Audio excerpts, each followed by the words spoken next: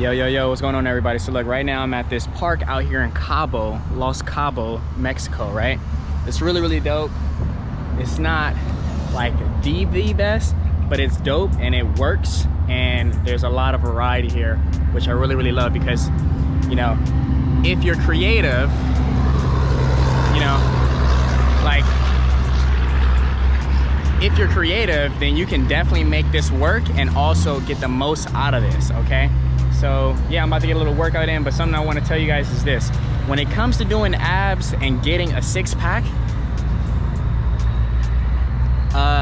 truthfully, I don't work on my six-pack at all. I do not work on my six-pack at all. I don't do any exercises for it.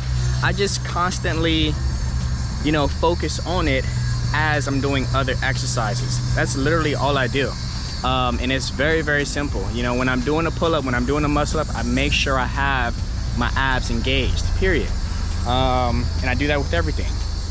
So with that being said, as long as you eat right, you're doing nearly like 50% of the job, you feel me? And then as long as you do calisthenics and, you know, utilize, you know, if you engage the muscle while you are doing like the pull-up, right? The chin-up, the wide pull-ups, the muscle-ups and stuff like that, then you will continuously work on the abs, okay?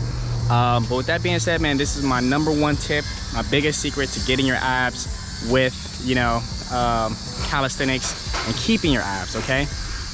With that being said, if you guys need some extra help on being able to really cut up, you know, and get shredded for summer and keep your physique, right? And keep, you know, good health and reach optimal health, send me the DM with the word, you know, fruit base on my Instagram. Let's get you on a plan of action to successfully accomplishing that, okay? Peace and love.